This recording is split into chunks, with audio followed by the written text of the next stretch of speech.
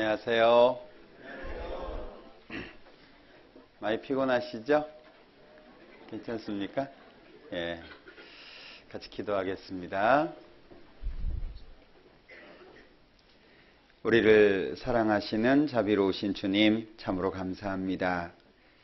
좋은 날, 좋은 시간을 주셔서 또 하나님 말씀 앞에 나오게 하시고 또 하나님의 말씀을 마음에 담을 수 있도록 인도해 주신 것을 감사합니다. 하나님께서 우리를 사랑해 주신 그 큰 사랑을 오늘 이 시간 다시 한번 생각해 보고자 합니다.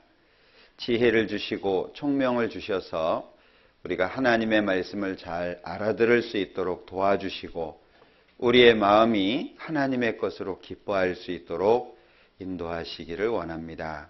모든 시간 함께 해주시고 또 하나님의 말씀으로 말미암아 힘과 용기를 얻을 수 있도록 도와주옵소서. 모든 시간 함께 해주시기를 원하면서 예수님의 이름으로 기도합니다. 아멘. 신약성경 마가복음 1장을 보겠습니다.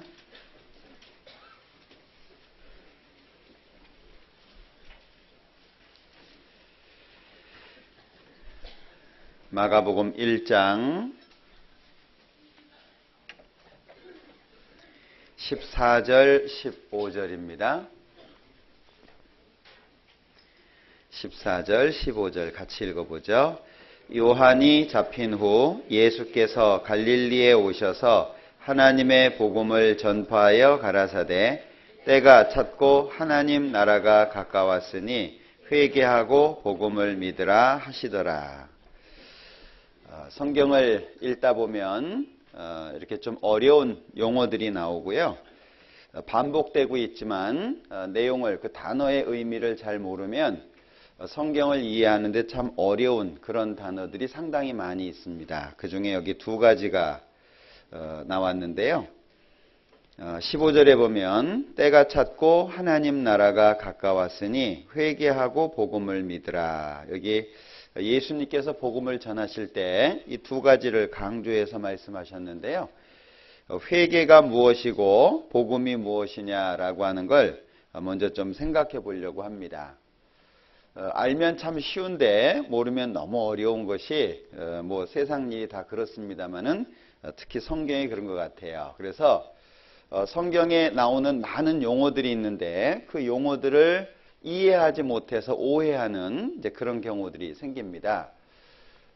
예수님께서 회개하고 복음을 믿으라 이렇게 말씀하셨잖아요. 굉장히 많이 사용되기도 하고요. 쉽게 들을 수 있는 그런 용어들입니다. 그러나 내용을 모르면 어려운 말이에요. 회개하면 구원을 받는다. 말은 맞는 말인데 회개가 뭐냐? 많은 분들이 회개 그러면 교회당 가서 막 울고불고 하는 걸 회개라고 착각하는 경우가 있어요. 복음주의적이다. 참 설교 복음적이야. 저 사람은 복음주의자야. 뭐 이런 복음에 대한 얘기가 많이 나오는데 과연 복음이 뭐냐? 다시 말하면 이 복음이라고 하는 그릇 속에 어떤 내용물이 있는데 복음이라는 말은 내용물을 이해할 때 알 수 있는 거라는 거죠. 회개라고 하는 것도 마찬가지입니다. 이 회개라고 하는 건 두 가지가 하나로 모아져서 만들어진 단어인데 회는 뉘우친다, 후회한다 이제 그런 얘기죠. 그리고 개는 고친다 그런 말인데요. 내가 가는 길이 잘못됐어요. 그럼 돌아서야 될 거 아니에요. 그걸 회라고 합니다. 뭐 유턴한다 뭐 이렇게 그러잖아요. 가는 길이 잘못돼 있으면 돌아서야죠. 그것으로 끝나는 게 아니라 바른 길을 걸어가야 되죠. 그걸 개라고 합니다. 그러니까 회개라고 하는 건 두 가지의 의미가 담겨져 있는데 첫 번째는 평생에 한 번 하는 겁니다. 평생에 한 번 하는데 이건 누가 하냐면 죄인이 하는 거예요. 왜 죄인이 회개를 해야 되느냐? 신분이 바뀌어야 됩니다. 죄인이라고 하는 신분으로서는 천국에 못 가요. 신분이 의인으로 바뀌어야 되고 하나님의 자녀로 바뀌어야 됩니다. 그러니까 이 죄인이라고 하는 신분으로서는 하나님 앞에 심판을 받을 수밖에 없는 거예요. 그러니까 사람이 이 땅에 태어나서 평생에 한 번 반드시 해야 되는 것이 뭐냐? 일회적인 회개다. 그리고 두 번째는 죽을 때까지 하는 회개입니다. 자, 죽을 때까지 하는 회개는 누가 하냐면 의인이 하는 거죠. 다시 말하면 하나님의 자녀가 된 사람이 하는 겁니다. 그러면 죄인이 하는 일회적인 회개는 신분의 변화를 위해서 하는 건데, 의인이 하는, 하나님의 자녀가 하는 회개는 목적이 뭐냐? 자, 어제 말씀을 드렸죠. 구원을 받으면 하나님은 아버지가 됩니다. 그리고 구원받은 사람은 자녀가 되죠. 이 관계는 절대 안 깨집니다. 내가 저희에게 영생을 줄 것이요, 예수님께서 영생이라고 하는 걸 주십니다. 그 영생은 영원히 멸망치 않아요. 아무도 아버지 손에서 빼앗을 수가 없다라고 말씀하신 것처럼 한 번 구원은 영원한 구원입니다. 그러나 문제는 아버지와 아들이라고 하는 관계는 안 없어지지만 그 관계 속에서 사이가 항상 좋지는 않죠. 이해되시나요? 아버지하고 아들하고는 안 없어져요. 그런데 문제는 좋았다가 나빴다가 그러죠. 언제 나빠집니까? 되게 이제 뭔가 잘못했다든지 뭔가 불편한 일들이 생기는 거죠. 그럼 사이가 안 좋아져요. 이 사이를 항상 좋게 만들기 위해서 좋은 상태로 유지하는 거죠. 그러니까 사이가 항상 좋게 유지되는 걸 목적으로 해서 연속적인 회개를 한다는 거예요. 뭔가 잘못했을 때 아버지 잘못했습니다. 용서해 주세요. 그러지 마. 다음부터 그러지 마. 그럼 관계가 회복이 되잖아요. 그러니까 회개라고 하는 것이 두 가지로 구분되어 있다라고 하는 걸 기억하셔야 됩니다. 자, 그러면 우리가 읽었던 마가복음 1장, 때가 찼고 하나님 나라가 가까웠으니 회개하고 복음을 믿으라. 1번이에요, 2번이에요. 그러니까 성경을 이렇게 조금씩 배우잖아요. 그러면 믿음의 분량에 맞게 알아들을 수가 있어요. 아, 이게 이런 얘기구나. 그런 걸 알아가요. 그 알아가는 재미가 상당히 쏠쏠해요. 그 알아가는 재미가 한 가지 한 가지 알아갈수록 재미가 생기잖아요. 그래서 회개라고 하는 것이 이런 의미를 갖고 있다라고 하는 걸 기억하시는 게 중요합니다. 그러면 회개 말은 똑같지만 내용을 보면 분류된다는 얘기죠. 그걸 잘 알아들어야 된다는 거예요. 그러면 성경을 이해하는 폭이 훨씬 넓어지게 되어 있습니다. 자, 두 번째, 복음이라고 하는 걸 말씀하셨는데 복복자에다가 소리음자를 썼습니다. 그냥 그대로 직역을 하자면 복된 소리예요. 그 뭐가 복된 소리냐? 복음이라고 하는 그릇 안에 내용물이 있다는 거죠. 그 내용물을 이해하면 복음 그러면 이런 거 쉽게 이해가 되는 거예요. 고린도전서 15장을 보자.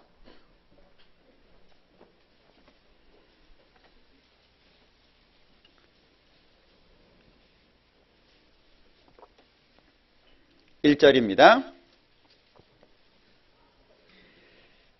형제들아, 내가 너희에게 전한 복음을 너희로 알게 하노니 이는 너희가 받은 것이요 또 그 가운데 선 것이라. 너희가 만일 나의 전한 그 말을 굳게 지키고 헛되이 믿지 아니하였으면 이로 말미암아 구원을 얻으리라. 이 고린도 교회는 바울 사도가 1년 6개월을 전도를 해서 세운 교회입니다. 어려움이 참 많았던 교회입니다. 교회를 딱 세웠어요. 바울 사도가 다른 지역을 전도하고 있는데 잘못된 교리가 들어왔습니다. 이 고린도 교회에. 그래서 믿음을 받은 사람들이 자기 믿음에 대해서 혼란을 겪는 거예요. 그래서 바울 사도가 직접 갈 수 없었기 때문에 편지를 쓰게 됩니다. 고린도 전서 첫 번째 편지입니다. 그 편지를 통해서 잘못된 것을 바로잡는 거예요. 이 고린도 교인들이 바울 사도의 편지를 받고 고치기 시작합니다. 그러니까 두 번째 편지 고린도 후서를 보내서 격려하고 칭찬을 하는 거예요. 자, 여기 15장 1절을 다시 보면은요. 형제들아, 내가 너희에게 전한 복음을 너희로 알게 하노니 이는 너희가 받은 것이요 또 그 가운데 선 것이라. 잘 보세요. 처음 받는 것인가요? 다시 받는 건가요? 잘 이해하셔야 돼요. 자, 형제들아 내가 너희에게 전한 복음을 너희로 알게 하노니 이는 너희가 받은 것이요 이미 받았던 거예요. 그리고 또 그 가운데 선 것이라 이미 알고 배웠던 겁니다. 잘못된 교리가 들어오면서 믿음이 흔들려 버린 거죠. 그래서 2절에 너희가 만일 나의 전한 그 말을 복음을 말하죠. 굳게 지키고 헛되이 믿지 아니하였으면 이로 말미암아 복음으로 말미암아 구원을 얻으리라. 그럼 복음을 받아들임으로 말미암아 구원이 이루어진다. 그런 얘기죠. 3절. 내가 받은 것을 먼저 너희에게 전하였노니. 이건 잘 기억하셔야 됩니다. 성경 속에 굉장히 중요한 흐름이에요. 내가 받은 것을 먼저 너희에게 전했다. 여기 잡으시고요. 갈라디아서 1장을 보자. 갈라디아서 1장 11절 12절 11절 12절 같이 읽습니다. 형제들아 내가 너희에게 알게 하노니 내가 전한 복음이 사람의 뜻으로 된 것이 아니라 이는 내가 사람에게서 받은 것도 아니요 배운 것도 아니요 오직 예수 그리스도의 계시로 말미암은 것이라. 이건 꼭 기억하셔야 됩니다. 복음은 머리 좋은 사람이 만들어낸 게 아니라는 거예요. 여기 바울 사도의 고백처럼 사람에게서 받은 것도 아니고 배운 것도 아니다. 복음은 더해져도 안 되고 빼져도 안 됩니다. 예수님께로부터 바울 사도가 받았고 그걸 고린도 교회에 그대로 전해줬다는 거예요. 그게 지금 우리 시대까지 오는 겁니다. 자, 고린도전서 15장 3절 다시 볼까요? 내가 받은 것을 먼저 너희에게 전하였노니. 어떤 의미인지 아시겠죠? 예수님께로부터 받아가지고 그대로 고린도 교회에 전해줬다. 그런 얘기입니다. 이는 성경대로 그리스도께서 우리 죄를 위하여 죽으시고 장사 지낸 바 되었다가 성경대로 사흘 만에 다시 살아나셨다. 자, 복음 안에 내용을 설명하고 있죠? 자, 예수님께서 죽으셨다. 왜 죽으셨냐? 우리 죄를 위하여 죽으셨다. 장사 지낸 바 되었다가 사흘 만에 다시 살아나셨다. 여기에서 아주 중요한 것이 있습니다. 성경대로예요. 물론 여기에서 말씀하시는 성경은 구약 성경을 말하는 겁니다. 자, 구약 성경에 말씀하신 그대로 예수님이 이 땅에 오셔서 죽으셨다. 왜? 죄를 용서하기 위해서. 그리고 구약 성경에 예언된 대로 그대로 다시 살아나셨다. 이게 복음이라는 거예요. 그러면 복음 하면 뭐와 뭐가 있습니까? 예수님의 죽음과 예수님의 부활이 있는 거예요. 그걸 복음이라고 말한다 그 얘기죠. 로마서 4장을 보겠습니다.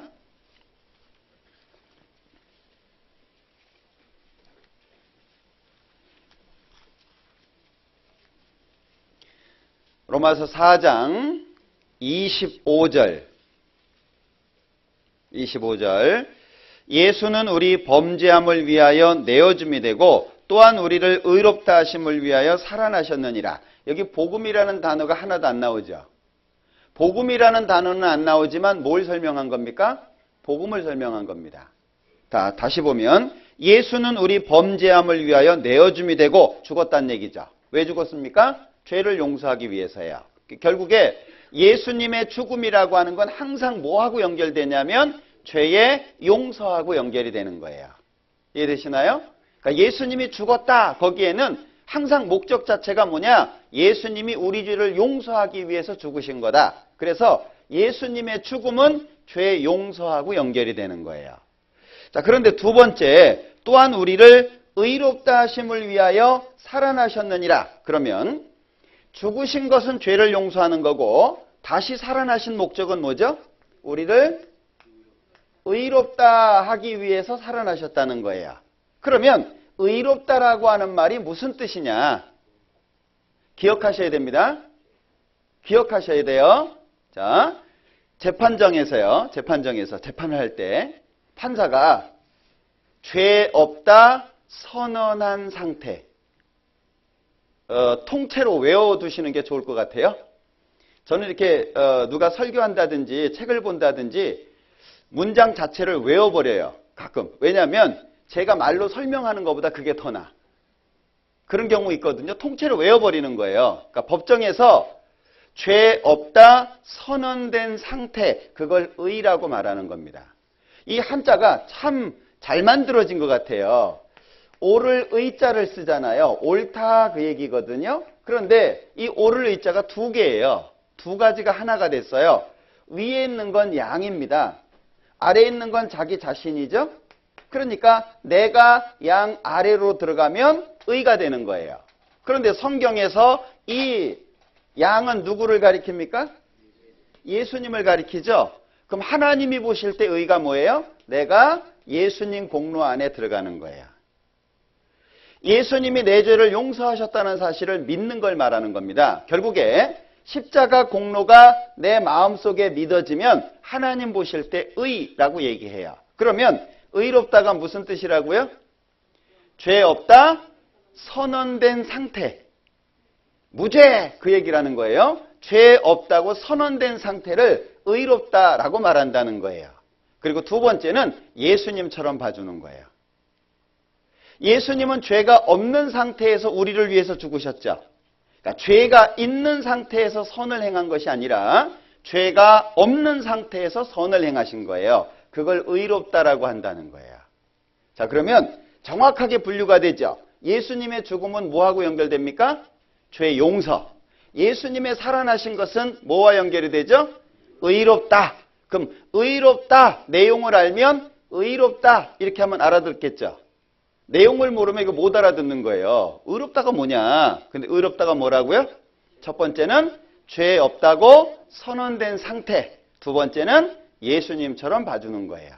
그러니까 결국에 예수님이 죽으신 것은 죄를 용서하시기 위해서인데 죄를 용서했다는 말이 무슨 뜻이라 그랬죠? 죄값을 지불했다, 갚았다. 죄 때문에 걱정할 필요 없다. 내가 죽을 때까지 지을 죄를 미리 다 갚아놓으셨다. 그런 얘기예요. 그러면 의롭다는 뭐하고 연결되냐? 자, 물건 사고 돈 냈어요. 뭐 받아요? 영수증 받는다는 거예요. 그러니까 예수님이 죽었다는 것은 죄값을 지불한 것을 말하는 것이고 예수님이 살아나셨다는 얘기는 영수증 떼준 거예요. 죄를 용서하기 위해서 죽은 게 사실이고 죄값을 갚은 게 사실이다. 그래서 복음을 믿으면 구원을 받는다. 이 말은 복음 안에 예수님의 죽음과 예수님의 부활이 있어요.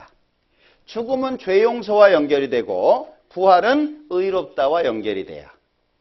자, 이렇게 딱 이해하시면 복음 그러면 이거 이해하시겠죠? 그러면 쉬워져요. 그럼 이제 성경이 쉬워지는 거예요. 근데 이런 내용을 잘 모르면은요, 복음 그럼 많이 듣긴 듣는데 뭔 복음이 그렇게 많냐고 이해를 잘 못하게 돼요. 그래서 때가 찼고 하나님 나라가 가까웠으니 회개하고 복음을 믿으라. 자, 그럼 여기에서 내가 믿는 것이 지금 내가 믿은 것이 정말 사실인 것을 어떻게 아냐? 확인해 봐야 될 거 아니에요. 지금 내가 믿은 것이 진짜냐? 이게 진리냐? 확인할 수 있는 방법이 두 가지, 뭐 여러 가지 있지만 두 가지를 생각해 보려고 합니다. 첫 번째는 믿음의 선진들의 말이에요. 믿음이 나한테까지 오기 위해서는 하나님이 나한테 직통으로 준 게 아닙니다. 먼저 믿은 사람들을 통해서 전해진 거예요. 그러면 믿음의 선진들, 앞서 믿은 사람들이 한 말이 있잖아요. 이 사람은 정말 하나님 믿은 사람이다. 그런 사람들의 말, 그 믿음의 선진들의 말을 증거로 할 수 있고 또 한 가지는 찬송가를 들 수 있어요.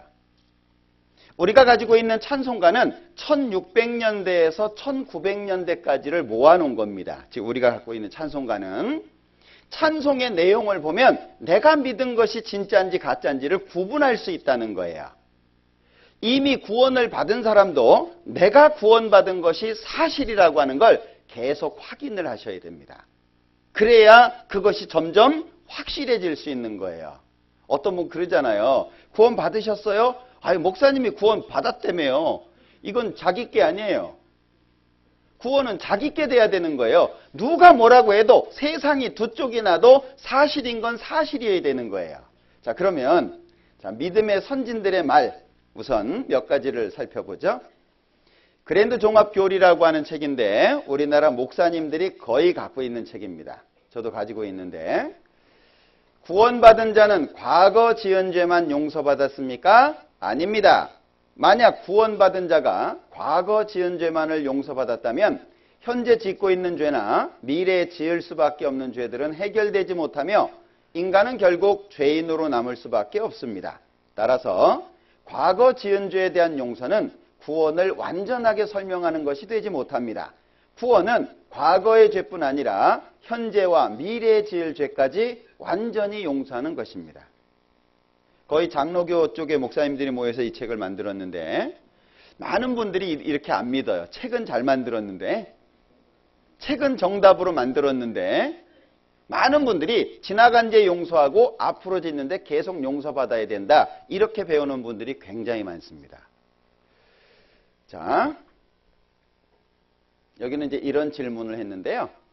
구원에 이르는 하나님의 부르심을 받은 성도의 구원이 취소될 수 있나요? 한 번 받은 구원이 취소될 수 있냐? 이제 그런 얘기인데요. 결코 취소될 수 없습니다. 한계를 갖는 사람의 부름이라면 몰라도 전능하신 하나님의 부르심은 결코 변경되거나 취소될 수 없습니다. 이게 성경의 가르침이에요. 로마서 8장에 구체적으로 설명하고 있습니다. 한 번 받은 구원은 절대 취소 안 된다. 그리고 또 한 가지는 1800년대 당시에 스펄전이라고 하는 분의 설교를 모아놓은 건데 전도설교라고 하는 제목으로 시중에 나와 있습니다. 무수한 사람들이 주 예수님은 과거의 죄를 용서하시는 데 필요할 뿐으로 미래의 구원을 위해서는 그분을 믿을 수 없다고 생각합니다. 그들은 지나간 날들에 대해서는 믿지만 다가올 날들에 대해서는 믿지 않습니다. 그러나 이런 부분적인 구원을 그리스도의 사역으로 말하고 있는 성경 구절은 없습니다. 그분은 우리의 모든 죄를 담당하셨거나 아니면 전혀 담당하지 않으셨거나 둘 중 하나입니다. 그분은 단번에 우리를 구원하시든지 아니면 전혀 구원을 못하십니다. 이해되시죠? 어떤 사람들이 구조하러 갔어요. 뭐 바다에 빠졌든지 불 속에 갇혔든지 구조하러 갔어요. 그러면 둘 중에 하나죠. 구조를 하든 못하든 둘 중에 하나예요. 그런데 이런 구원이 있냐? 자, 세상에 이런 구원이 있냐? 자, 보십시오. 어떤 사람이 물에 빠졌어요. 바다에. 근데 육지에서부터 한 10km 떨어진 겁니다. 그런데 구조하러 가가지고요. 이 사람을 건져서 한 5km 왔어요. 그래 놓고 다시 물에 빠뜨리는 거예요. 야, 내가 절반 구원했으니까 네가 나머지는 헤엄쳐 와. 이런 구조 있어요? 만약에 이런 구조 했다면 난리 날 거예요. 그죠? 구조를 하든 못하든 둘 중에 하나다. 예수님도 우리를 구원하시든지 못하시든지 둘 중 하나다. 근데 기독교계 안에 많은 사람들이 지나간 죄는 용서되고 앞으로 죄는 계속 용서를 받아야 된다라고 하는 잘못된 가르침 속에 있어요. 성경적인 정통은 영원한 속죄입니다. 항상 영원한 속죄가 정통으로 되어 있어요. 근데 마귀는 자꾸 축소시키려고 한다는 거죠. 지금 이제 그걸 얘기하고 있는 겁니다. 그러나 슬프도다 어떤 자들의 가르침에 따르면 신자들은 단지 부분적으로만 구원받고 나머지 부분의 구원은 자기들의 미래의 노력에 달려있다고 합니다. 이것이 복음입니까? 나는 그렇게 믿지 않습니다. 우리나라에서 이 스펄전 목사 욕하는 사람은 거의 없을 겁니다. 세계적인 분이거든요. 아주 정통이라고 인정된 사람입니다. 자, 기억하셔야 됩니다. 또 한 가지는 찬송가를 보죠. 찬송가 343장인데요. 울어도 못하고 힘써도 못하고 참아도 못해요. 그럼 방법이 뭐냐? 믿으면 하는 거예요. 그러니까 천국은 믿음으로 간다는 이야기죠. 자, 꼬마들이 부르는 찬송입니다. 돈으로도 못 가요. 벼슬로도 못 가요. 어여뻐도 못 가요. 힘으로도 못 가요. 지식으로도 못 가요. 마음 착해도 못 가요. 그럼 어떻게 하라는 얘기냐? 거듭나면 가는 나라, 믿음으로 가는 나라. 행위가 아니라는 거죠. 자, 예수 나를 위하여 이 찬송들을 보면은요, 한결같이 같은 내용을 말하고 있는데, 자, 죄범한 영혼 구하려 그 아들 보내사 화목제로 삼으시고 죄 용서하셨네. 그러니까 죄라고 하는 건 통틀어서 말씀하고 있지 구분하고 있지 않다라고 하는 거예요. 하나님 기준이니까. 자, 나위하여 십자가에 중한 고통 받으사 대신 죽은 주 예수의 사랑하신 은혜여 보배로운 피를 흘려 영영 죽을 죄에서 구속함을 얻은 우리 어찌 찬양 안 할까. 항상 예수님의 피, 예수님의 죽음은 죄 용서와 연결되어 있습니다. 자, 209장 오늘 찬송하셨는데, 자, 여기 내용을 보면은요. 주의 말씀 받은 그날 참 기쁘고 복되도다. 이 기쁨만 못 이겨서 온 세상에 전하노라. 기쁜 날 기쁜 날 뭐죠? 그 다음에 주 나의 죄 다 씻은 날이에요. 찬송가에 절반 씻었다고 안 돼 있어요. 자, 찬송가 205장인데요. 예수 앞에 나오면 모든 죄 사하고, 죄가 어떤 죄입니까? 모든 죄입니다. 이게 1935년에 만든 찬송이에요. 그런데 좀 전에 기쁜 날 주 나의 죄 다 씻었다라고 한 것은 이게 1755년 찬송입니다. 그러면 역사 속에서 항상 뭘 말했냐? 영원한 속죄, 다 용서, 십자가에서 예수님께서 다 이루었다. 그것이 항상 역사 속의 정통이라는 거예요. 그런데 마귀는 이걸 자꾸 줄이려고 그래요. 지나간 죄는 용서했고 앞으로 지을 죄는 계속 용서받아야 된다. 그래서 많은 사람들이 교회당에 가가지고 죄 용서해달라고 빌어요. 자, 구분하시죠? 이례적인 회개와 연속적인 회개. 요걸 구분할 때 잘 이해가 되는 거예요. 자, 그러면 하나님의 자녀가 된 사람들은 신분의 변화를 위해서 죄 용서를 구합니까? 이해되세요? 아니죠. 그러면 하나님의 자녀가 된 사람들은 왜 회개를 해요? 이유가 항상 좋게 유지되는 거예요. 하나님하고 나하고 아버지와 자식인데 그 관계는 바뀌어지지 않아요. 그러나 좋게 유지되는 게 계속 있어야 되잖아요. 그래서 한다는 거예요. 그런데 많은 분들이 교회당에 가가지고 죄 용서해달라고 비는데 목적이 뭐냐면 이거예요. 그러니까 안 맞다 그 얘기예요.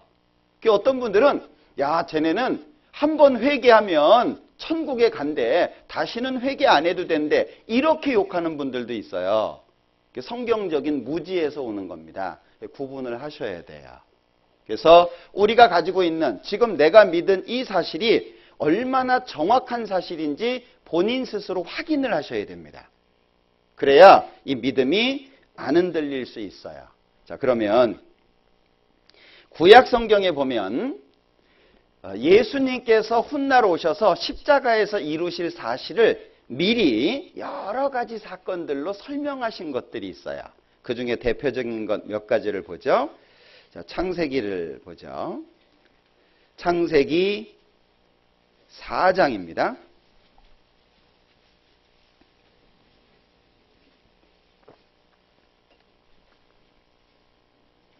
창세기 4장 1절입니다. 아담이 그 아내 하와와 동침하매 하와가 잉태하여 가인을 낳고 이르되 내가 여호와로 말미암아 득남하였다 하니라. 그가 또 가인의 아우 아벨을 낳았는데 아벨은 양치는 자이었고 가인은 농사하는 자이었더라. 세월이 지난 후에 가인은 땅의 소산으로 제물을 삼아 여호와께 드렸고 아벨은 자기도 양의 첫 새끼와 그 기름으로 드렸더니 여호와께서 아벨과 그 제물은 연락하셨으나 가인과 그 제물은 연락하지 아니하신지라 가인이 심히 분하여 안색이 변하니. 8절 가인이 그 아우 아벨에게 고하니라. 그 후 그들이 들에 있을 때에 가인이 그 아우 아벨을 쳐 죽이니라. 자, 보십시오. 하나님께서 아담과 하와를 에덴 동산에서 쫓아내셨습니다. 그리고 나서 이제 자녀를 낳았어요. 두 사람이 소개되고 있죠. 가인과 아벨입니다. 어느 날 야, 우리 제사 지내자 그래가지고 세월이 지난 후에 하나님 앞에 제사를 지냈다는 거예요. 단을 쌓고 가인은 농산물을, 그리고 아벨은 양 새끼를 하나님 앞에 제물로 드렸습니다. 그런데 하나님께서 가인의 제물은 안 받아주시고 아벨의 제물을 받아주셨어요. 불이 내려와서 싹 살라가는 겁니다. 왜 아벨의 제사를 받았을까? 구약 성경에는 답이 없거든요. 아무리 찾아봐도 설명이 없어요. 구약 성경에는. 그러니까 많은 분들이 심지어 교회에서 그렇게 가르쳐지는 교회가 많아요. 왜 하나님이 가인의 제사를 안 받아주셨냐? 정성이 부족했어. 어디 가면 늘 들을 수 있는 얘기죠. 정성이 부족해. 예? 그러면 아벨의 제사는 왜 받아주셨냐? 아주 정성스럽게. 생각해 보세요. 양 새끼 바치는 것이 정성스러울까요? 농산물 어때요? 농사 짓는 게 훨씬 어렵다는 거 아시죠? 제가 이 지역에 가서 들은 얘기인데요. 벼는 주인의 발자국 소리를 듣고 큰대요. 어떤 얘기인지 아시죠? 관심을 가져주는 만큼 수확량이 는다는 거예요. 농사일은요, 끝이 없어요. 농사일은 요것까지만 하면 끝, 이런 게 없어요. 계속 해야 되는 거예요. 그게 농사입니다. 근데 양은요, 아벨이 양 새끼 날 때 받았겠어요? 자기들이 알아서 먹고 자기들이 알아서 새끼 낳고 그거 양 새끼 하나 갖다 바친 거예요. 이건 정성의 문제가 아닙니다. 그런데 답이 신약 성경에 나와요. 히브리서 11장을 보죠. 자, 히브리서 11장 4절입니다. 4절 같이 읽어보죠. 믿음으로 아벨은 가인보다 더 나은 제사를 하나님께 드림으로 의로운 자라 하시는 증거를 얻었으니 하나님이 그 예물에 대하여 증거하심이라. 저가 죽었으나 그 믿음으로써 오히려 말하느니라. 자, 답이 뭐죠? 믿음으로잖아요. 믿음으로 아벨은 가인보다 더 나은 제사를 하나님께 드렸대요. 그러면 믿음이 어떻게 해서 생기죠? 로마서 10장에 보면 믿음은 들음에서 나요. 그러면 창세기 3장으로 넘어가 보자.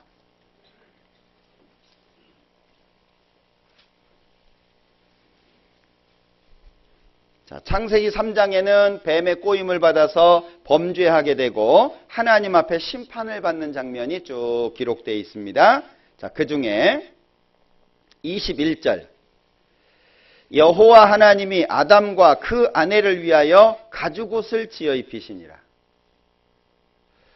어떻게 부모님들이 자녀들하고 얘기를 많이 하시는지 모르겠어요. 예. 제가 개인적으로 경험한 얘기도 어제 말씀을 드렸습니다마는 자녀들하고는요, 부모님들이 이렇게 대화를 많이 하는 게 필요한데 부모님들의 삶을 자녀들한테 이야기해 주는 게 참 좋은 것 같다는 생각이 들어요. 부모님이 어떻게 살아왔는지 그런 얘기를, 그러니까 자식이라고 하는 것보다도 한 인격체로서의 대화가 많이 필요하다는 얘기죠. 저는 저희 아버님한테 전쟁 얘기를 참 많이 들었어요. 6.25 전쟁에 대해서요. 그래서 스토리가 이렇게 쫙 있어요. 지금도. 예. 하나님 믿으시기 전에 술만 한 잔 하시면 전쟁 얘기하셨어요. 예, 불러다 놓고. 그 중에 이제 전쟁 중에요. 상사가 땅을 파라고 그러더래요. 예? 참호를 파잖아요. 이렇게 땅을 이렇게 파는데 거의 다 팠답니다. 다 팠는데 이제 와가지고 야, 너 저기 가서 다시 파 그러더래요. 얼마나 속상하겠어요. 그 땅 파기 쉽지도 않은데. 그게 어쩔 수 없죠. 그것도 전시인데. 예? 전시의 명령 불복종은 뭔지 아시죠? 예, 총살입니다. 그러니까 그냥 투덜대면서 저쪽 가서 이제 그냥 막 파고 있는 거예요. 그 상사가 이제 거기로 들어간 겁니다. 아버님이 판 대로. 그런데 포가 날라와서 그 자리에 떨어졌대요. 그러면서 항상 술만 드시면 하시는 얘기가 내가 거기 들어갔으면 너는 없었다. 이 얘기를요. 얼마나 하시는지 몰라요. 예?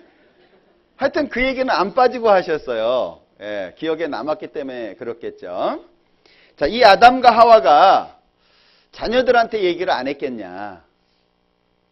아벨의 믿음이 어떻게 생겼겠냐. 믿음은 들어야지 생기는데, 그렇다면 3장의 상황이 범죄하고 심판받고 그 다음에 하나님 앞에 가죽옷을 입어요. 그러면 가죽옷이 어떻게 만들어지죠? 짐승이 죽어야 되는 거예요. 짐승이 죽어야 가죽옷이 생겨요. 자, 그 얘기를 해줬을 거라고 생각이 들어요. 구체적으로 뭐 어떤 얘기를 해줬다는 얘기는 성경에 없습니다. 그러나 믿음은 들어서 생기고 아벨이 믿음으로 가인보다 더 나은 제사를 하나님께 드렸다고 돼 있으니까 그 믿음이 어디에서 왔냐? 부모로부터 왔을 거예요. 자, 아담과 하와는 처음 죽음을 봤을 겁니다. 짐승이 죽어가는, 피를 흘리는 그 비참한 모습에 굉장히 충격을 받았을 거예요. 그 아담과 하와의 그 이야기가 이제 아벨에게 믿음을 줬을 거예요. 그러지 않았겠어요? 야, 니들이 여지껏 그 에덴 동산에서 살았다면 얼마나 좋겠냐. 뭐 그런 얘기 하잖아요. 예? 아니 근데 왜 이 모양입니까? 야, 네 엄마 때문에 그런 거 아니냐? 예? 네 엄마가 선악과 먹어가지고 우리가 이 모양 요꼴 된 거 아니냐? 이 얘기를 쭉 해줬을 거예요. 그때 아벨은 아, 그렇구나. 이 믿음은 아, 이게 돼요. 근데 믿음이 안 오면 아, 이게 없어요. 그러니까 가인은 똑같이 제사를 지냈는데 하나님과의 관계를 회복할 수 없는 제물을 드린 거예요. 그런데 아벨은 그 부모의 말을 듣는 가운데서 알아진 게 있었어요. 아, 이게 하나님 앞에 나갈 때 이렇게 나가야 되는구나. 그걸 알게 됐어요. 자, 보십시오. 이 믿음이라고 하는 속에 뭐가 있냐면요. 이 당시에는 단을 쌓고 짐승을 제물로 바칠 때는 죽여서 배를 가르고 각을 뜹니다. 그리고 쫙 벌려서 단 위에 올려놔요. 그러면 양 새끼 보셨어요? 양 새끼 보면은요, 걔 안 키워요. 정말 이뻐요. 진짜 귀엽습니다, 양 새끼. 예. 눈도요, 땡그래가지고요, 막 이렇게 쳐다보면은요, 막, 얼마 그 속이 막 빠져들 것 같아요. 진짜 이뻐요. 아니, 살아있을 때 이쁘지, 죽여서 배 갈라가지고 피가 그냥 질질 흘리는데, 이 피가 흐르는 그 모습이 좋았겠습니까? 예. 그런데 하나님께서 그 가인의 제사는 안 받아주셨어요. 그리고 아벨의 제사를 받아주셨습니다. 아벨이 깨달은 게 뭐예요? 아, 죄인이 하나님 앞에 나갈 때 필요한 게 있구나. 죄인은 그냥 나갈 수가 없구나. 죄인이 하나님 앞에 나가려면 반드시 뭐가 있어야 돼요? 예, 그래서 피예요. 대속이 있어야 되는 거예요. 죄는 하나님 앞에 용납이 안 돼요. 죄를 가지고서는 천국 못 갑니다. 그런데 아벨은 그 부모의 가죽옷을 통해서 깨달은 게 있었던 거예요. 짐승이 죽어가고 비명을 지르고 피가 흘려지고 그 비참한 그 모습이 자기 부모가 죄를 지었을 때 하나님께서 그 짐승의 피로 가죽옷을 만들어 가지고요, 부끄러움을 가려주신 거예요. 그전에는 뭐 하고 있었습니까? 무화과 나무 잎으로 치마를 해 입고 있었어요. 그건 진짜 옷이 안 돼요. 무화과 나무 잎으로 이렇게 옷 해 입으면요, 금방 말라버릴 거 아니에요. 활동하면 다 부서질 거 아니에요. 그걸로 부끄러움이 가리워집니까? 안 돼요. 그 무화과 나무 잎사귀는 인간의 노력, 인간의 수단을 말해요. 인간적인 방법으로는 하나님 앞에 못 간다 그 얘기거든요. 그런데 짐승을 잡고 피가 흘려지고 그 가죽옷으로 부끄러움을 가리워 주신 것은 하나님 앞에 죄로 말미암은 부끄러움이 어떻게 가리워지냐? 대속으로. 피로 가리워진다. 그걸 보여주는 거예요. 이런 내용을 원시복음이라고 말을 합니다. 희미하지만 예수님께서 무슨 일을 하실지. 그래서 자, 아벨은 양 새끼를 바쳤죠. 이 양은 보라, 세상 죄를 지고 가는 하나님의 어린 양이로다. 훗날 십자가를 가리키는 거예요. 그래서 구약은 그림자고 신약은 실체라고 얘기해요. 구약과 신약이 하나가 딱 되면 정확하게 하나님의 뜻이 드러나요. 이런 걸 원시복음이라고 이야기를 합니다. 자, 출애굽기도 하나 볼까요? 출애굽기 12장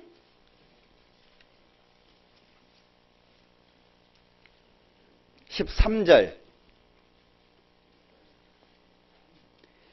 내가 애굽 땅을 칠 때에 그 피가 너희의 거하는 집에 있어서 너희를 위하여 표적이 될지라. 내가 피를 볼 때 너희를 넘어가리니 재앙이 너희에게 내려 멸하지 아니하리라. 자, 이스라엘 백성들이요, 이집트에서 종살이 했잖아요. 430년을 살았는데 모세를 따라서 나오게 됩니다. 그런데 10가지 재앙이 내려져요.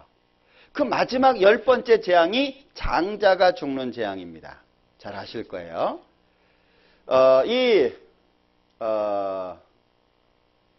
제가 딴 걸 그렸네. 장자가 죽는 재앙에서 이스라엘 사람들이 살아날 수 있는 방법을 주셨어요. 양을 잡아가지고 양 피를 문 좌우 설주와 임방에다가 바르라는 거예요. 그러면 내가 피를 볼 때에 너희를 넘어갈 거다. 심판 안 받는다는 이야기입니다. 그래서 이스라엘 백성들은 피를 발라가지고 재앙이 넘어갔어요. 자, 재앙이 어떻게 넘어간다고요? 피를 볼 때 넘어간다는 거예요. 그래서 이 절기를 너물유, 너물월, 절기, 그래서 재앙이 넘어가는 절기다, 그렇게 이야기를 한 거예요. 자, 이스라엘 백성들은 피를 발랐습니다. 살아났죠. 이유가 무엇입니까? 피를 볼 때 넘어간다고 약속하셨잖아요. 자, 그런데 이때 양을 잡았거든요. 그 양을 구체적으로 누구라고 신약 성경에 설명을 하셨어요. 고린도전서 5장을 보죠.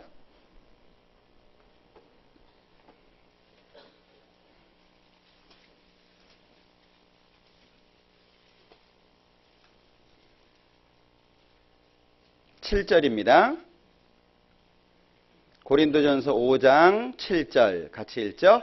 너희는 누룩 없는 자인데 새 덩어리가 되기 위하여 묵은 누룩을 내어버리라. 우리의 유월절 양 곧 그리스도께서 희생이 되셨느니라. 자, 그러면 이 유월절, 이때 잡은 양은 누구를 가리키는 겁니까? 예수님을 가리키는 거예요. 그러니까 훗날 예수님이 오셔서 십자가에서 죽으시고 그 피로 죄가 용서되면 재앙이 넘어가게 된다. 결국에 유월절 때 피를 발라서 재앙이 넘어간 것이나 십자가의 피를 믿음으로 재앙이 넘어가는 것이 똑같다, 그 얘기죠. 구약은 그림자고 신약은 실체라고 말하는 거예요. 그래서 신약과 구약을 잘 조제해서 다려드시면 구원을 받아요. 아시죠? 예. 자, 구약 옛 약속입니다. 신약 새 약속입니다. 구약은 무슨 약속입니까? 그리스도를 보내주겠다. 그리고 신약 새 약속은 무엇입니까? 그리스도께서 오셔서 완성하셨다. 그게 구약과 신약입니다. 그래서 구 옛날 약속, 신 새로운 약속, 이렇게 구분이 돼 있죠. 자, 또 하나를 봅니다. 민수기 21장.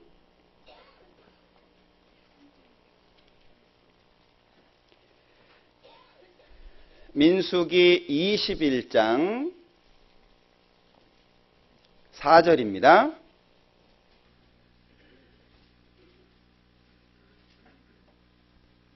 민수기 21장 4절. 백성이 호르산에서 진행하여 홍해길로 조차 에돔 땅을 둘러 행하려 하였다가 길로 인하여 백성의 마음이 상하니라. 백성이 하나님과 모세를 향하여 원망하되 어찌하여 우리를 애굽에서 인도하여 올려서 이 광야에서 죽게 하는고. 이곳에는 식물도 없고 물도 없도다. 우리 마음이 이 박한 식물을 싫어하노라 하며 여호와께서 불뱀들을 백성 중에 보내어 백성을 물게 하심으로 이스라엘 백성 중에 죽은 자가 많은지라. 8절. 여호와께서 모세에게 이르시되 불뱀을 만들어 장대 위에 달라. 물린 자마다 그것을 보면 살리라. 9절 같이 읽습니다. 모세가 놋뱀을 만들어 장대 위에 다니 뱀에게 물린 자마다 놋뱀을 쳐다본 즉 살더라. 자, 이 광야가 참 힘듭니다. 물도 없고 말 그대로예요. 먹을 것도 없고 물도 없고 참 어렵습니다. 우리나라 날씨하고는 조금 다르죠. 유럽이나 이런 지역의 날씨들은요, 햇빛을 직접 받으면 따갑습니다. 근데 그늘 속으로 들어가면 시원하죠. 땅 밑으로 들어가면 서늘합니다. 아무리 뜨거운 날도요, 그늘 속에 들어가면 에어컨 틀어놓은 것처럼 시원합니다. 습기가 없기 때문에 그래요. 그러니까 우리나라는 이제 습기가 많으니까 좀 찝찝하잖아요. 자, 그런데 그 뜨거운, 정말 나무 한 그루 찾아보기 어려운 지역이 많습니다. 그러니까 하나님께서 구름 기둥과 불 기둥을 주시지 않으면 안 되는 거예요. 그러니까 지평선이 보이는 그런 지역들, 건물들이 없이 이렇게 확 터져 있는 지역들을 보면 구름 기둥이 뭔지를 볼 수 있어요. 그러니까 구름이 딱 떠가지고요, 그림자를 드리워 주잖아요. 그러면 굉장히 시원한 거예요. 뭐 나무 그늘도 없으니까는요. 그런데 구름 기둥이 없으면 그 햇빛을 그대로 받아야 되는 거예요. 너무 힘들죠. 그러니까 이제 하나님 앞에 원망을 한 겁니다. 그랬더니 하나님이 불뱀을 보내셨다는 거죠. 많은 사람이 죽게 됐어요. 우리 좀 살려주십시오 하니까 하나님이 답을 주셨죠. 노수로 뱀을 만들어 가지고 장대 위에 달라는 거죠. 그리고 사람들에게 쳐다보라고 얘기하는 거예요. 쳐다보면 산다라고 하는 겁니다. 자, 쳐다본 즉 어떻게 됐죠? 살았어요. 그런데 이 사건을 예수님이 직접 거론하셨어요. 요한복음 3장입니다.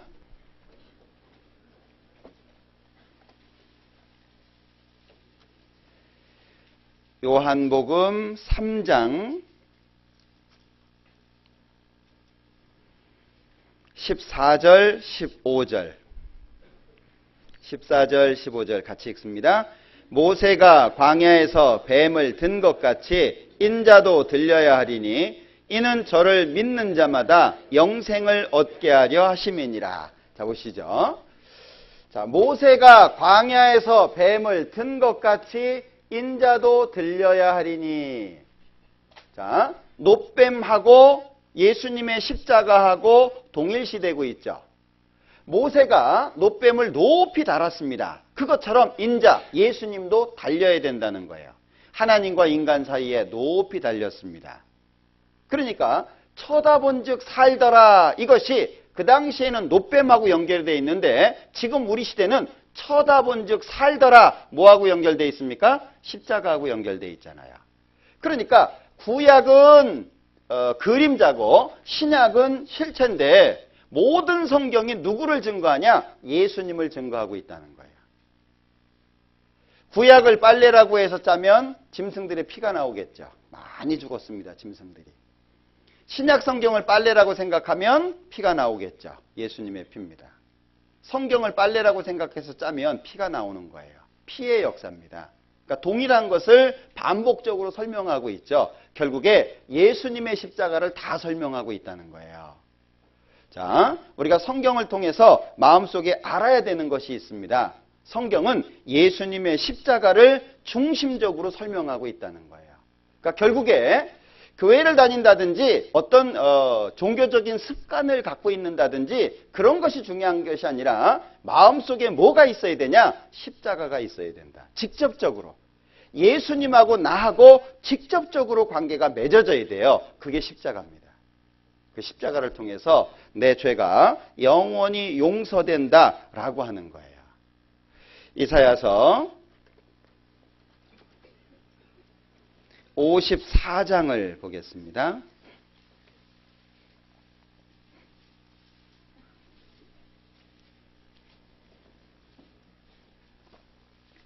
이사야서 54장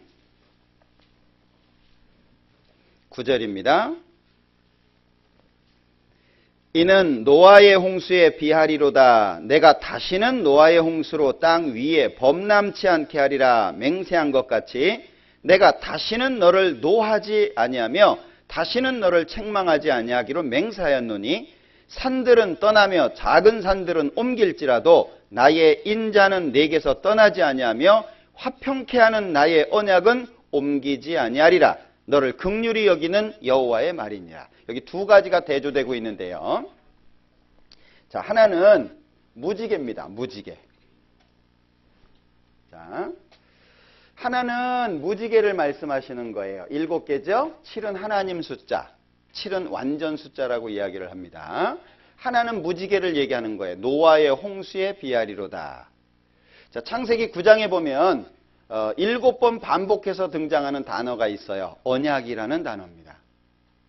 다시는 온 세상이 물로 인해서 심판받지 않을 거다. 온 세상을 멸망하는 홍수가 다시는 있지 않겠다. 그 약속을 무엇으로 두셨냐? 무지개로 두셨다는 거예요. 그럼 무지개를 보면 하나님이 물로는 다시 심판하지 않겠다라고 하는 걸 아는 거죠. 그리고 화평케 하는 나의 언약은 십자가입니다. 그러니까 무지개 약속이 노아 시대 이후 지금까지 지켜졌다는 거예요. 그 약속이 어겨진 적이 있냐? 하나님은 이 무지개를 두고 약속한 것도 지금까지 지키셨다. 그런데 예수님이 십자가에 죽고 하나님의 아들의 죽음으로 그 피로 우리 죄가 용서됐다는 그 약속이 바뀌겠냐? 안 바뀐다는 거예요. 결국에 무지개 약속을 들어서 십자가 약속이 완전하다라고 하는 걸 설명하고 있는 겁니다. 모든 성경은 예수님을 증거하고 있다는 거예요. 요한복음 5장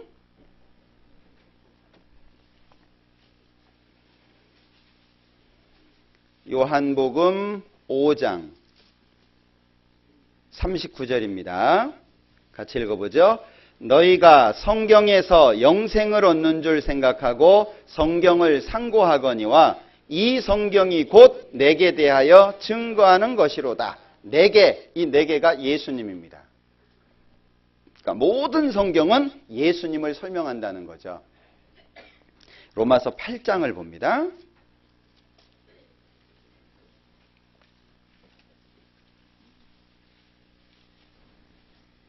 로마서 8장 31절입니다. 그런즉 이 일에 대하여 우리가 무슨 말하리요? 만일 하나님이 우리를 위하시면 누가 우리를 대적하리요? 자기 아들을 아끼지 아니하시고 우리 모든 사람을 위하여 내어주시니가 어찌 그 아들과 함께 모든 것을 우리에게 은사로 주지 아니하시겠느냐? 누가 능히 하나님의 택하신 자들을 송사하리요? 의롭다 하신 이는 하나님이시니 누가 정죄하리요? 죽으실 뿐 아니라 다시 살아나신 이는 그리스도 예수시니 그는 하나님 우편에 계신 자요 우리를 위하여 간구하시는 자시니라. 쭉 설명하고 있죠. 하나님이 우리를 위하면 누가 대적하겠냐? 아들을 아끼지 않고 줬다. 뭘 아끼겠냐? 그리고 여기 33절에 누가 송사하겠냐? 우리한테 의롭다고 하신 분이 누굽니까? 하나님 자신입니다. 그러니까 누가 송사하겠냐? 아무도 송사할 사람이 없다라고 하는 걸 말씀하죠.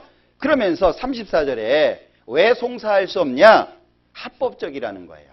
죽고 살아나셨잖아요. 죄 때문에 죽으셨잖아요. 죄 없는 분으로서 죄를 위해서 죽으셨다는 거죠. 그러니까 합법적이라는 겁니다. 그리고 그분이 지금 하나님 앞에서 계시다는 거예요. 보좌 우편에. 뭐하고 계시다고요? 우리를 위하여 간구하고 계시다고 그러잖아요.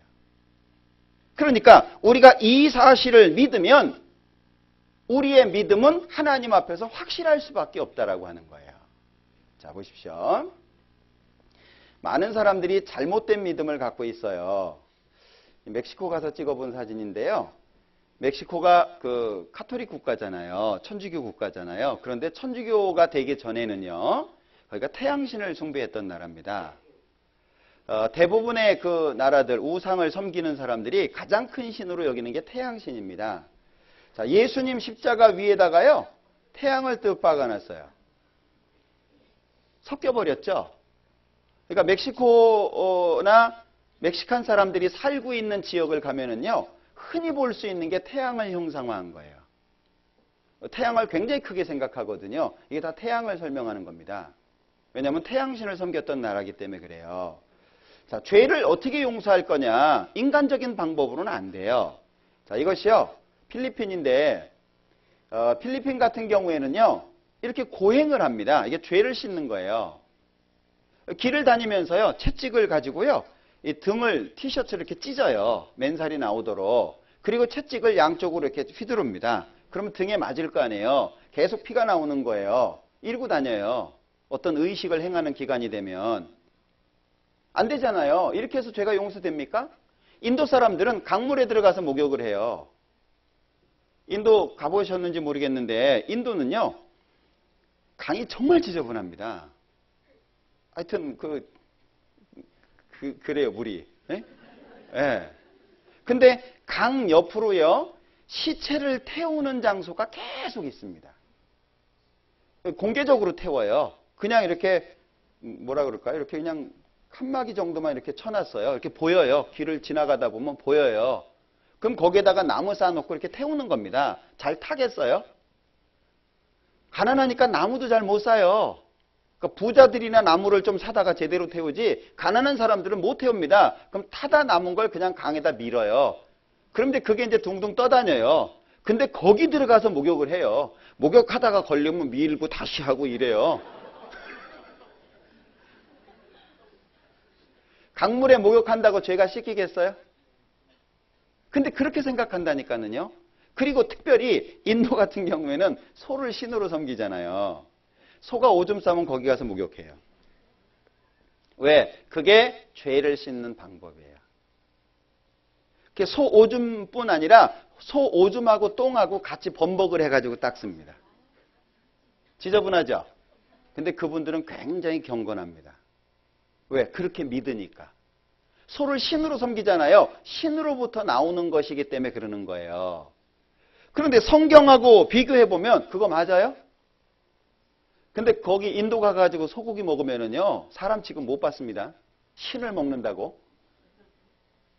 그러니까 성경하고 맞는 믿음을 가져야 되는데, 그렇지 못하다라고 하는 거예요. 그러니까 이 사람들은요, 굉장히 진지하게 하는 거예요. 이게 맞다고 생각하니까 잘못된 믿음을 가지면 안 됩니다. 죄를 용서하는 방법은 딱 한 가지밖에 없어요. 예수님의 피입니다.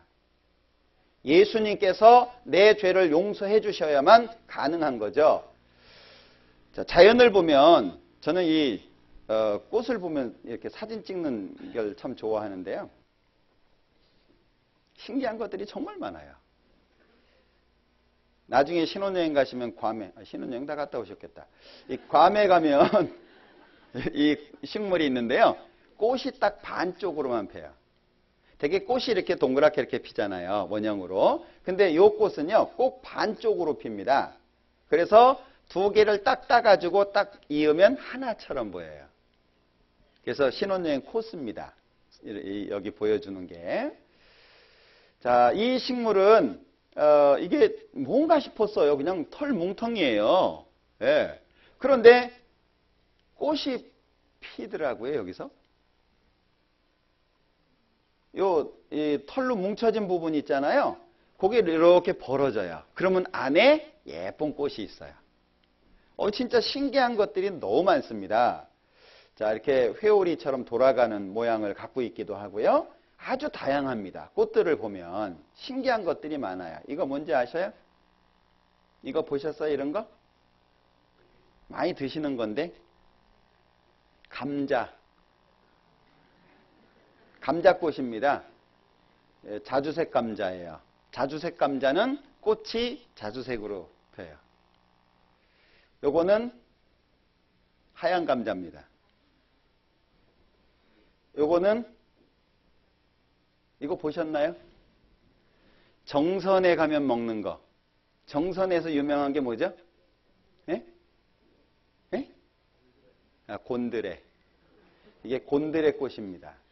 이게 곤드레 잎이고, 예. 신기한 것들 정말 많습니다. 저는 이걸 보면서요, 뭘 느끼냐면, 하나님의 섬세함. 이렇게 섬세하신 하나님이 예수님을 보내가지고 나를 구원하셔요. 어떻게 구원하셔요? 아주 섬세하게 구원하시는 거예요. 하나님의 마음이 자연에 설명되어 있어요. 이거 뭔지 아시죠? 예, 도라지. 예. 이것도 도라지 꽃입니다. 요거는요. 코스모스라고 생각하시는 분은 안 계시죠? 예, 돼지 감자. 들어보셨나 모르겠는데 이 열매입니다. 이 물봉선아래요. 참 이뻐요. 모양도 그렇고 여기 꽃이 두 개가 있는데요. 두 개라 그러면 안 되겠다. 바나나 꽃입니다. 바나나 꽃이 있다는 거 아세요? 바나나만 먹었지 꽃은 상관없죠. 피거나 말거나. 예. 신기한 것들이 정말 많아요. 요거는 못 보셨나요? 알로에 꽃입니다. 알로에 꽃 잘 못 보시죠? 예. 우리 주변에 흔히 있는데 보지 못하는 것들이 상당히 많이 있어요. 이 알로에 꽃이 정말 예쁩니다. 요거는 와사비. 와사비 드시나요? 예. 고추냉이라고 하는 요거는 요즘에 참 보기 어렵게 됐어요. 옛날에 이거 진짜 많았습니다, 산에. 예, 뭐죠? 예, 얼음이 아니라 얼음입니다. 예, 정말 맛있습니다. 이렇게 쫙 익으면 이렇게 쫙 벌어져요. 예. 요거는 키위, 요거는 파인애플. 열리는 것도 참 다양하죠. 이런 걸 보면은요, 하나님께서 정말 섬세하신 분이라는 거예요. 그분이 나를 생각하셔요. 그럼 어떻게 생각하실까요? 진짜 섬세하게 생각하시죠. 주변을 돌아봐 보십시오. 전부 나를 위한 거예요. 이 하나님을 마음속에 담으면 행복하지 않겠어요? 정말 행복할 수밖에 없죠. 예. 그러니까 도시로 가면 사람의 마음이 삭막해집니다. 도시로 갈수록, 자연으로 갈수록 사람의 마음이 부드러워질 수밖에 없어요. 하나님의 창조물을 가까이에서 보고 살잖아요. 그래서 하나님이 얼마나 섬세하신 분이냐. 자, 요건 제가 어디냐? 샌디에고 가가지고 찍은 사진인데요. 희한해서 찍었어요.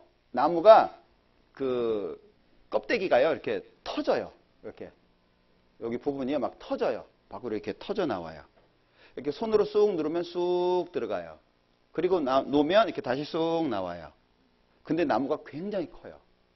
정말 신기하더라고요. 무슨 나무인지 모르겠어요. 이건 그 호주 하면 생각나는 게 코알라죠. 코알라가 먹는 게 뭐예요? 유칼립투스라고 하는 나무 잎사귀를 먹죠. 그 나무예요. 못도 안 들어간대요. 그래서 전신주로 써요. 여기서는. 얼마나 단단한지. 주변에 보면은요, 신기한 것들이 정말 많습니다. 예. 그냥 먹고 사는 문제 때문에 세상만 바라보고 살면은요, 진짜 삭막해요. 근데 눈을 돌려서 하나님의 창조물을 한번 봐봐요. 정말 신기합니다. 우리의 마음이 넓어지는 어떤 계기가 됩니다. 자, 그래서 성경 안에 기억해야 되는 단어들이 있어요. 자, 세 가지를 소개해 드릴 건데, 첫 번째는 은혜. 자, 기억해야 되는 단어, 은혜. 그래서 이 하나님 믿는 사람들은 자녀를 낳으면 은혜 많이 이름 짓죠. 은혜 진짜 많아요. 예, 맨 은혜예요. 그 다음에 두 번째가 믿음. 성경에 자주 나오는 단어들입니다. 그리고 피. 이걸 꼭 기억하셔야 돼요. 자, 그러면 은혜를 다른 말로 하면 뭐라고 설명할 수 있을까요? 예? 공짜죠. 로마서 11장 봅니다.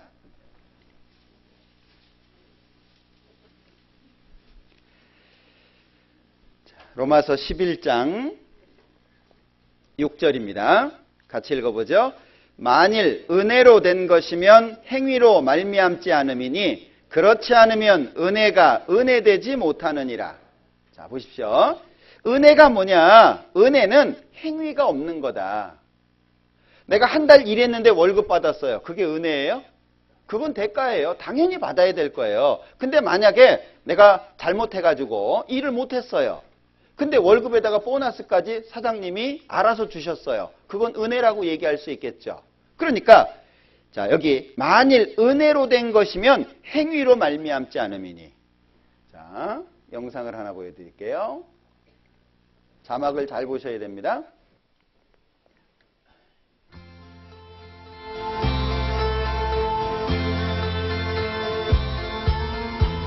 My little boy came up to me in the kitchen this evening while I was making dinner, and he handed me a piece of paper he'd been writing on. And after wiping my hands on my apron, I read it. And this is what it said. For mowing the lawn, $5. For making my own bed this week, $1. For going to the store, 50 cents. Playing with little brother while you went to the store, 25 cents. For taking out the rubbish, $1. Getting a good report card, $5. And for raking the yard, $2. Total owed, $14.75. Well, I looked at him standing there expectantly, and 1,000 memories flashed through my mind. And so I picked up the pen, and turning the paper over, this is what I wrote. For the 9 months I carried you, growing inside me, no charge. For the nights I've sat up with you, doctored you, prayed for you, no charge. For the time and the tears that you cost through the years, there's no charge. When you add it all up, the cost of my love is no charge. For the nights filled with dread and the worries ahead, no charge. For advice and the knowledge and the cost of your college, no charge. For the toys, food and clothes, and for wiping your nose, there's no charge, son. When you add it all up, the full cost of my love is no charge. But when he finished reading, he had great big tears in his eyes. And he looked up at me and said, Mum, I really do love you. And then he took the pen and in great big letters he wrote, paid in full. When you add it all up, the cost of real love is no charge. 사랑은 그냥 주는 거예요. 예수님께서 이 땅에 오셨어요. 하나님이 사랑이죠. 예, 십자가에 죽으셨어요. 사랑입니다. 예수님이 십자가에서 죽고 우리한테 대가를 바라시나요? 그러지 않아요. 로마서 5장을 볼까요?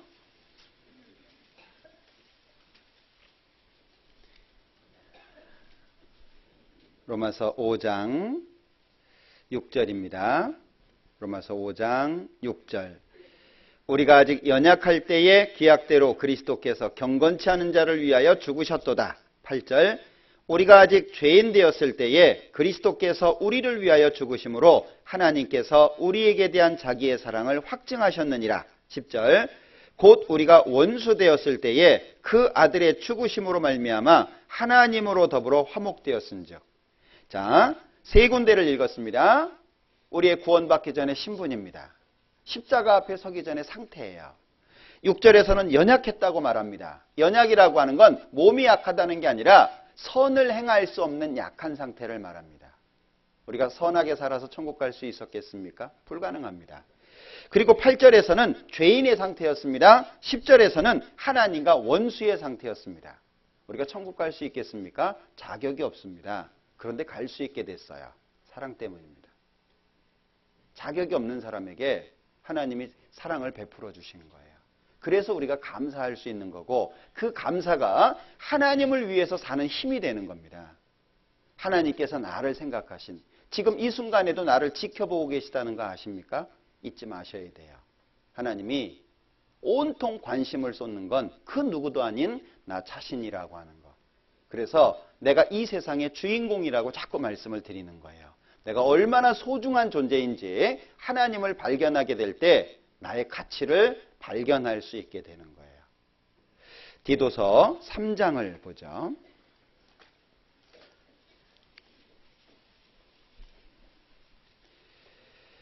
디도서 3장 5절입니다.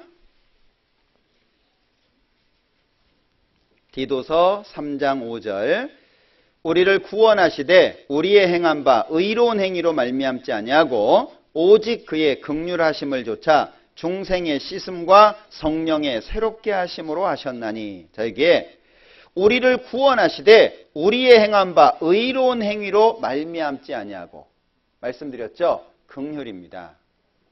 이 긍휼이라고 하는 단어를 보면은요, 휼자가 사람에다가 피를 붙여놨어요. 자, 요건 사람을 가리키는 겁니다. 심장, 사람을 가리키는 거고, 요거는 피를 가리키는 거예요. 그 긍휼이라고 한 휼자 속에 있는 겁니다. 그러니까 하나님의 사랑이 우리의 마음 속에 들어오게 되는데, 그 하나님의 사랑의 중심에 누가 있냐면 예수님이 있고 십자가가 있는 거예요. 나를 위해서 주셨어요. 그냥 주신 거예요. 이유가 무엇입니까? 긍휼 때문에. 나를 불쌍하게 생각하고 나를 너무나도 아끼시는 하나님께서 내가 지옥 가는 걸 원치 않는 거예요. 이 사랑을, 이 은혜를 마음속에 잘 간직하시는 것이 필요합니다. 자, 이 영상도 하나 보시죠.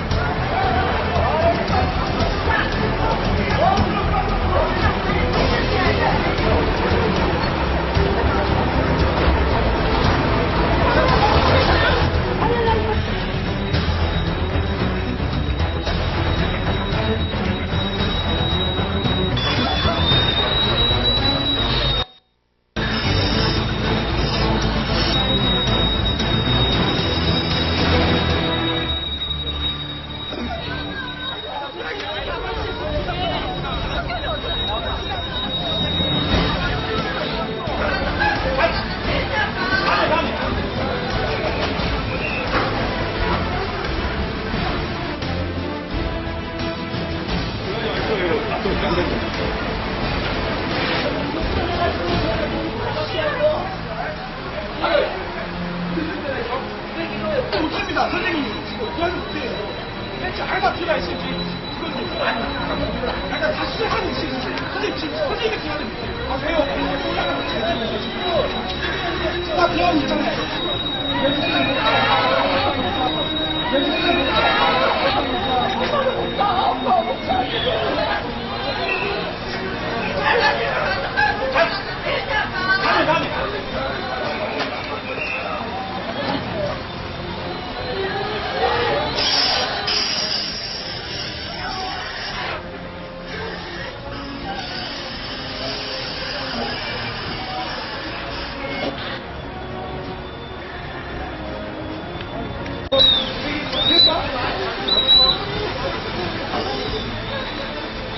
할머니 이후가 사람 있다는데 애가. 근데 애가 있다는데 왜 애가? 아까가 올라갔어요. 같이 올라갔어요.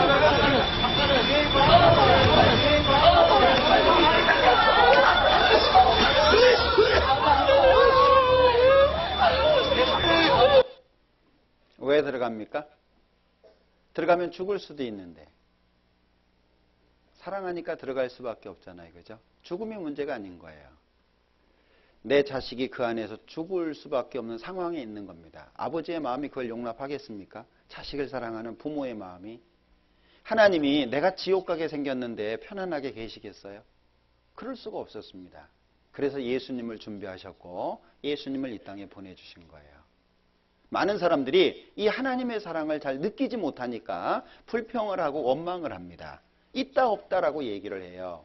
그러나 이 하나님의 사랑을 알게 된다면 아무것도 부정할 수가 없어요. 나를 정말 사랑하시는 분이 계시다는 걸 기억하셔야 돼요.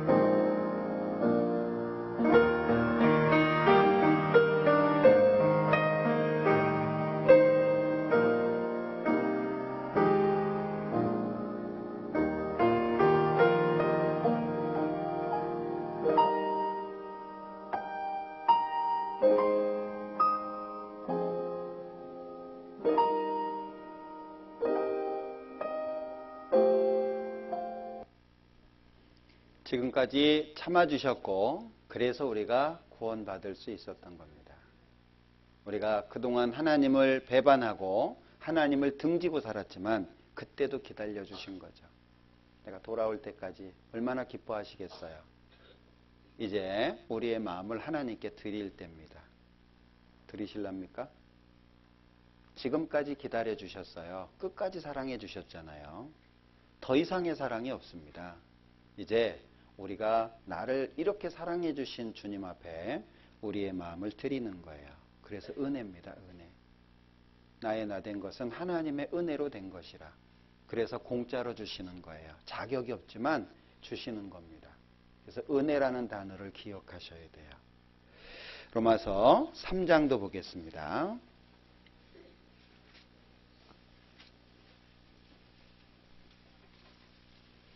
로마서 3장 27절. 그런즉 자랑할 때가 어디뇨? 있을 수가 없느니라. 무슨 법으로냐? 행위로냐? 아니라 오직 믿음의 법으로니라. 그러므로 사람이 의롭다 하심을 얻는 것은 율법의 행위에 있지 않고 믿음으로 되는 줄 우리가 인정하노라. 하나님이 거저 주시는 은혜, 이 은혜를 내 것으로 소유하는 것이 믿음이라는 겁니다. 하나님의 것을 내 것으로 만드는 거예요. 그게 믿음이라는 방법이에요. 우리가 행위를 생각하면 하나님의 은혜가 부정된다는 걸 기억하셔야 돼요. 하나님이 은혜를 주십니다. 그걸 내 것으로 소유하는 방법이 믿음이라는 거예요. 그래서 성경엔 믿음에 대한 강조가 굉장히 많이 나옵니다. 그리고 그 믿음 속에는 예수님의 피가 있죠. 베드로전서 1장입니다. 베드로전서 1장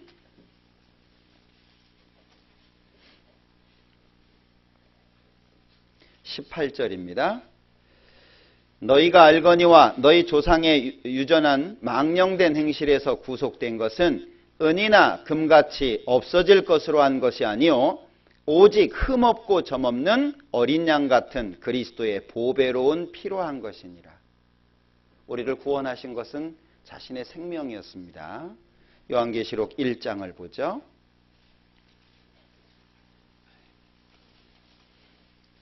요한계시록 1장 5절. 전반부는 문안 인사고요. 후반부를 봅니다. 우리를 사랑하사, 거기부터 볼게요. 우리를 사랑하사 그의 피로 우리 죄에서 우리를 어떻게 하셨다고요? 해방하셨다고요. 죄에서 건져주셨습니다. 무엇으로 건져주셨습니까? 예수님 피로. 5장도 봅니다. 9절. 새 노래를 노래하여 가로되 책을 가지시고 그 임봉을 떼기에 합당하시도다. 일찍 죽임을 당하사 각 족속과 방언과 백성과 나라 가운데서 같이 읽죠. 사람들을 피로 사서 하나님께 드리시고 자기 피로 사람들을 샀습니다. 죄값을 지불해버렸죠. 예수님 피로 갚았다는 거예요. 그래서 피로 사서 하나님께 드렸다. 예수님의 피가 성경에서 계속 등장합니다. 그래서 이제 우리의 남은 생애는 하나님이 주신 은혜에 보답하는 삶을 사는 것이 우리의 삶이에요. 그래서 감사가 필요합니다. 자, 이제까지 우리는 우리를 위해서 살았습니다. 왜? 죽으면 끝이라고 생각했어요. 내 능력껏, 내 마음대로 산다고 생각을 했습니다. 그러나 성경을 통해서 하나님이 계신 걸 알게 됐고 그 하나님이 만물의 주인이시며 나를 사랑하셨다는 걸 알게 됐어요. 이제 우리가 하나님께로 마음을 돌려야 될 때가 되지 않았습니까? 우리가 할 수 있는 건 그리 많지 않습니다. 사실은. 우리가 할 수 있는 게 그렇게 많지 않아요. 그런데 많은 걸 할 수 있어요. 우리의 마음을 하나님께 드리게 될 때. 자, 제가 한 분을 소개해 드리려고 합니다. 이 할아버지는 아닌데요. 이 할아버지는 중국의 거지예요. 국어를 해서 모은 돈입니다. 근데 참 많이 모았어요. 한 달에 170만 원 정도래요. 그래서 국어를 해가지고 손자들 대학도 보내고요. 국어를 해가지고 집도 샀대요. 부러우세요? 되게 국어를 하면 이렇게 작은 돈을 받잖아요. 그러니까 돈 세는 게 어려워서 알바까지 구했어요. 참 사는 사람 다양하죠. 우리도 이걸 부러워하고 이렇게 살까요? 우리나라에도 그런 분들이 있어요. 국어를 해가지고 잘 사는 분들이 있습니다. 그러나 그건 바람직한 게 아니에요. 우리 하나님 믿는 사람들에게 크게 두 가지의 무기가 있다고 저는 계속 말씀을 드립니다. 그 무기가 뭐냐? 정직과 성실이에요. 정직하게 살고 성실하게 사는 겁니다. 왜? 하나님이 보고 계시니까. 자, 그렇다면 제가 소개해 드릴 분이 이분인데 여자분이에요. 24살의 나이에 한국에 왔습니다. 그리고 8개월 만에 죽었어요. 병으로. 사실 선교 제대로 해보지도 못했습니다. 한국에 와가지고 적응도 제대로 못한 상태에서 병으로 돌아가셨거든요. 그런데 이분이 부모님에게 보낸 편지가, 마지막 편지가 발견이 됐는데 아버지 어머니 탄압이 점점 심해지고 있습니다. 그저께는 예수님을 영접한 지 일주일도 안 된 서너 명이 끌려가 순교했고 토마스 선교사와 제임스 선교사도 순교했습니다. 선교 본부에서는 철수하라는 지시가 있었지만 대부분의 선교사들은 그들이 전도한 조선인들과 아직도 숨어서 예배를 드리고 있습니다. 그들은 모두가 순교를 할 작정인가 봅니다. 오늘 밤은 유난히도 고향으로 돌아가고 싶습니다.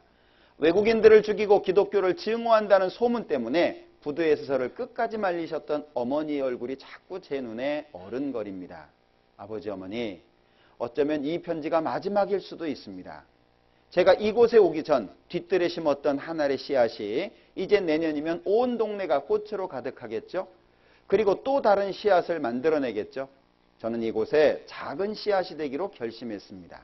제가 씨앗이 되어 이 땅에 묻히게 되었을 때 아마 하나님의 시간이 되면 조선 땅에는 많은 꽃들이 피고 그들도 여러 나라에서 씨앗이 될 것입니다. 저는 이 땅에 심장을 묻겠습니다. 바로 이것은 제가 조선을 향한 열정이 아니라 하나님께서 조선을 향한 열정이라는 걸 알게 되었습니다. 하나님이 나를 이렇게 사랑하셨다면 온 세상을 사랑하신 하나님인데 아직 하나님을 모르는 사람도 사랑하지 않겠냐? 이 사랑을 나만 가지고 있을 수 있겠냐? 모르는 사람에게 전해야지. 미국에서 풍요로움 속에 살고 있었습니다. 부족함이 없었습니다. 오라는 사람도 없습니다. 환영해 주는 사람도 없습니다. 오면 죽을 수 있는 상태입니다. 근데 왔어요. 무엇 때문에? 하나님께서 그 마음에 심어주신 열정 때문에. 하나님의 열정 때문에. 이분이 평소에 잘했던 말씀이 묘비에 있어요. 우리 가깝습니다. 양화진에 가면 있어요. 양화진에 가면 외국인 선교사 무덤들이 이렇게 묘역이 따로 있습니다. 기회 되면 한번 가보세요. 내가 이 사실을 마음속에 믿기까지 수많은 사람들이 죽었습니다. 수많은 사람들이 희생당한 거예요. 이분이 평소에 이런 얘기를 많이 했답니다. If I had, 만일 나에게 1000개의 생명이 있다면 다 주겠다는 거예요. 주겠대요. 어디다 주냐? 조선 땅에다가 주겠대요. 얼만큼을? 몽땅 다. 1000개 다. 나한테 1000개의 생명이 있다면 그 1000개의 생명을 조선 땅에다가 다 주겠다는 겁니다. 이 마음을 이해하십니까? 우리가 앞으로 어떻게 살아야 될 거냐, 삶의 목적과 방향이 어디에 있냐, 이건 굉장히 중요합니다. 그냥 종교를 가지고 있는 사람들처럼 교회에 왔다 갔다 할까요? 우리가 교회에 모이는 목적이 있어요. 성경 강연에는 이뤄진 영혼을 구원하는 겁니다. 주일날 모이는 것은 하나님의 말씀을 배워서 하나님의 뜻을 행하는 겁니다. 이제까지 하나님이 나를 위해서 애써주셨으니까 이제 한 발자국 한 발자국 내가 할 수 있는 것부터 하나님을 기쁘시게 하자, 그 얘기인 거예요. 그러려면 우리가 힘이 있어야 돼요. 성장을 해야 됩니다. 성장하기 위해서 가장 중요한 것이 뭐냐면 계속된 양육이에요. 자,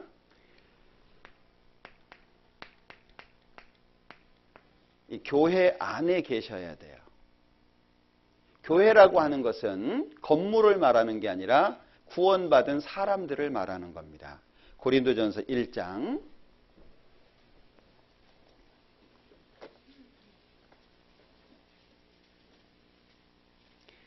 고린도전서 1장 1절입니다. 하나님의 뜻을 따라 그리스도 예수의 사도로 부르심을 입은 바울과 및 형제 소스데네는 고린도에 있는 하나님의 교회, 곧 설명하는 거죠. 그리스도 예수 안에서 거룩하여지고 성도라 부르심을 입은 자들과 또 각처에서 우리의 주, 곧 저희와 우리의 주 대신 예수 그리스도의 이름을 부르는 모든 자들. 그럼 교회는 뭐죠? 사람입니다. 그래서 마태복음에 보면 두세 사람이 내 이름으로 모인 그곳에 나도 그들 중에 함께 있다고 말씀하신 거예요.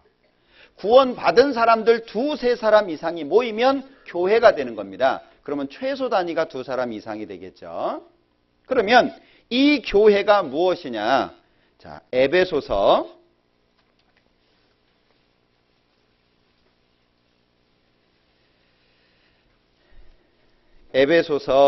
1장 22절.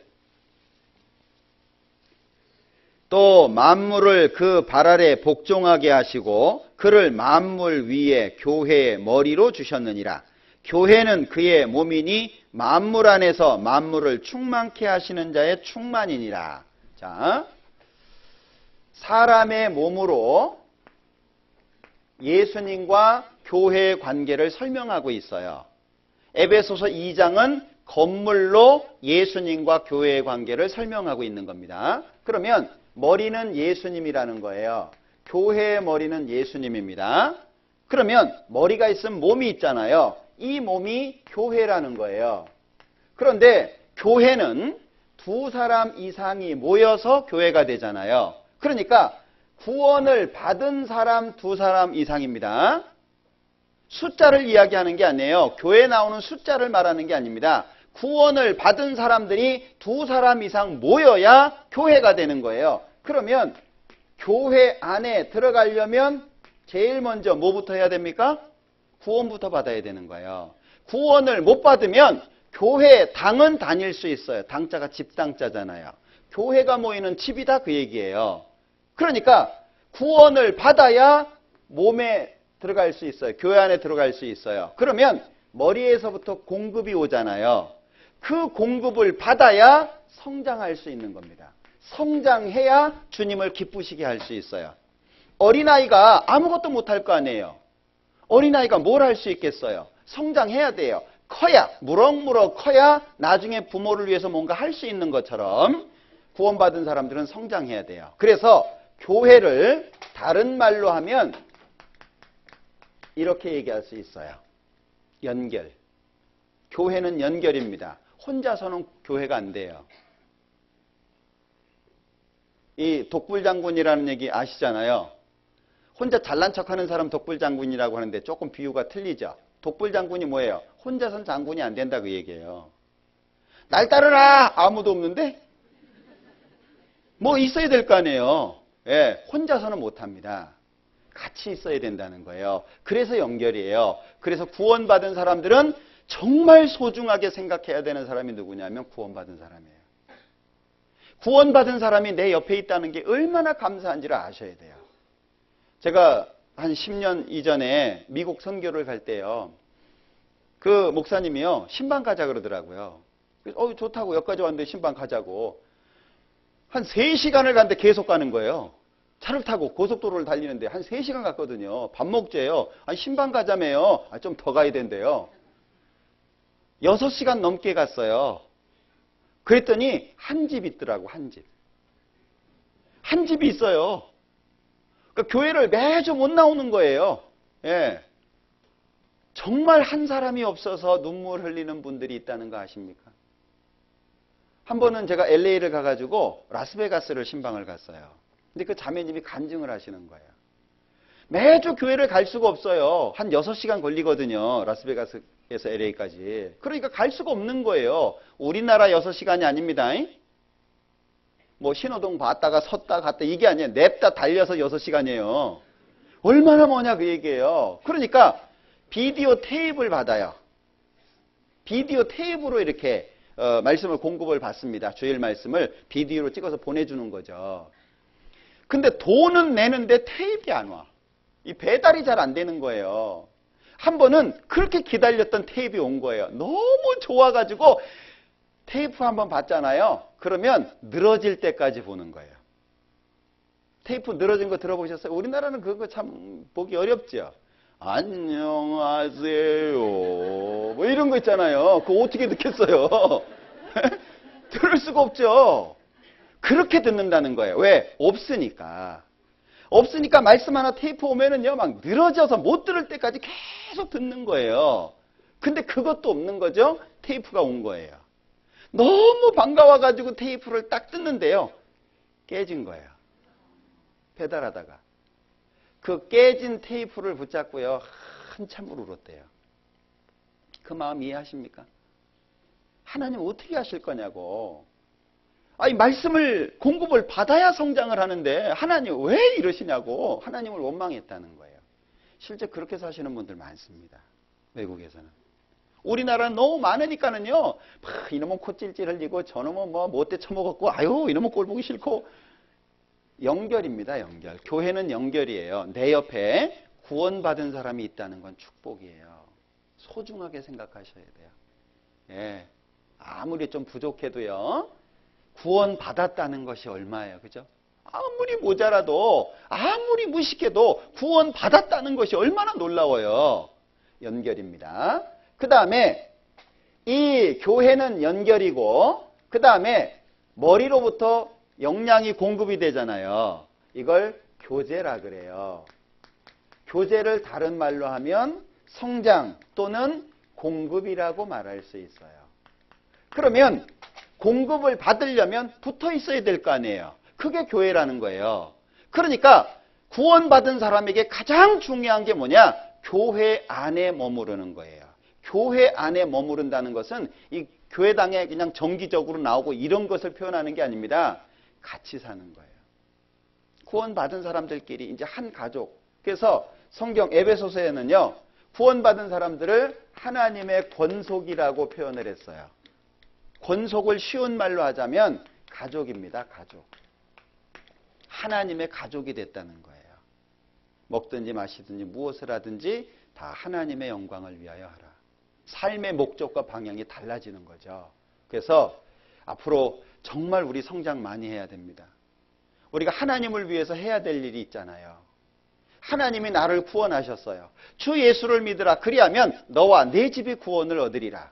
나만 받을 수는 없잖아요. 싫어한다고 안전할 수 있어요? 이걸 모르면 얼마나 원망을 하겠어요. 야, 내가 좀 싫어했다고 그 사실을 나한테 얘기 안 했냐? 지옥 가서 그럴 거 아니에요. 우리가 하나님 안에서 성장하셔야 됩니다. 그리고 하나님이 원하시는 삶을 살 수 있어야 돼요. 그래서 기억하십시오. 교회는 연결입니다. 그리고 교제는 공급이고 성장입니다. 우리 성장해야 돼요. 그래야 하나님을 위해서 살아갈 수 있어요. 마귀는 이걸 방해할 거예요. 모이는 걸 방해하고 함께하는 걸 방해하고 구원받은 사람들이 아무리 마음을 모아 살려고 해도 나누어지면 할 수가 없어요. 그래서 앞으로의 삶이 중요합니다. 이런 것들은 구체적으로 한 가지 한 가지 배우시게 될 거예요. 이제 시편 119장을 볼까요?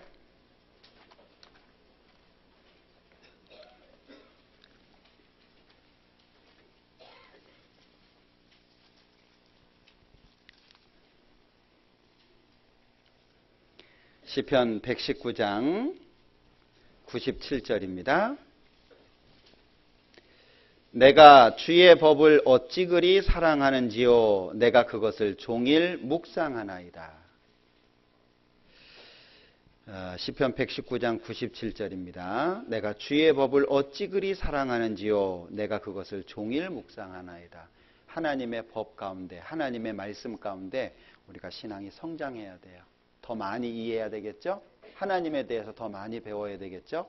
그래야 우리가 하나님을 위해서 살고자 하는 마음이 점점 커져요. 하나님은 예수님을 통해서 내 죄를 용서해 주셨고 이제 나는 예수님을 위해서 살아요. 하나님을 위해서. 그래야 공평하겠죠? 그 마음을 마음속에 꼭 다짐하셨으면 좋겠습니다. 기도하겠습니다. 우리를 사랑하시는 자비로우신 주님, 참으로 감사합니다. 한 주간의 집회 인도해 주시고 또 말씀을 들을 수 있는 분들을 모아주시고 또 하나님의 귀한 말씀을 통해서 우리의 죄가 영원히 용서된 것을 마음속에 믿을 수 있도록 도와주신 것 참으로 감사합니다. 이제 남은 생에 하나님의 뜻 가운데 살 수 있도록 도와주시고, 먼저는 교회 안에서 믿음이 성장할 수 있도록 하나님의 일을 할 수 있는 성장된 믿음을 가질 수 있도록 도와주시기를 원합니다. 마귀가 방해할지라도 이기게 하시고 여러 가지 어려운 문제들 하나님을 의지해서 이겨낼 수 있도록 도와주시옵소서. 우리 중랑교회 모든 형제자매님들 한 사람 한 사람 일일이 기억해 주시고 그 모든 형편과 여건 가운데에서 가장 좋은 길로 하나님을 섬길 수 있도록 영육간에 축복해 주시고 도와주시옵소서. 함께해 주시기를 원하면서 예수님의 이름으로 기도합니다. 아멘.